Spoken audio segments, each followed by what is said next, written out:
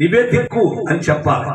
కాబట్టి ఆమెకున్న జబ్బులో మరి ఒక రోజు ఆత్మహత్య చేసుకుందాం అనుకున్నాం.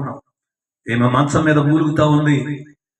మధ్యరాత్రి 12:30కి మొగల్తూరులో కూటం చేసుకుని వెళుతున్నప్పుడు ఆ రోజు ఇవిడన్న మాట ఏంటంటే, కూటానికి వెళ్ళండి కానీ మీరు మామూలుగా బయట గెడ పెట్టుకుని వెళ్ళిపోండి, ఎందుకంటే నేను లోన గెడ పెట్టను. ఎందుకంటే ఆ రోజు తన పరిస్థితి ఎగోపురి దిగోపురిగా ఉంది, ఊపిరి అందట్లా.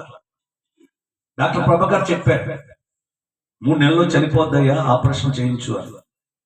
కానీ ఆపరేషన్ చేయించేంత స్తోమత నాకు లేదు, ఆస్తిపాస్తులు లేవు నాకు. కానీ చూస్తే దొరలాగా ఉంటాను. దేవునికి స్తోత్రం చెప్పాలి.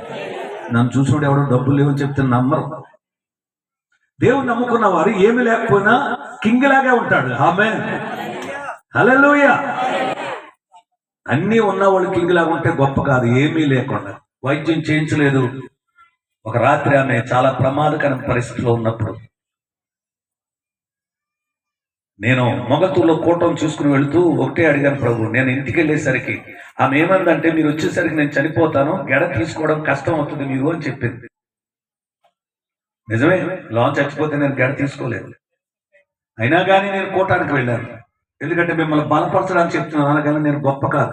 మీరు కూడా ప్రభునందు విశ్వాసం వచ్చే మీ జీవితాలు కూడా అటువంటి అద్భుతాలు జరుగునుగాక. ఆమేన్. యేసు ప్రభు కొంతమందికి మేలు చేసి కొంతమందికి కీడు చేసే దేవుడు కాదు.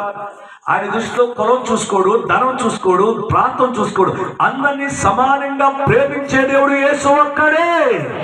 ఆమేన్. డాక్టర్ గారు చనిపోద్దని చెప్తే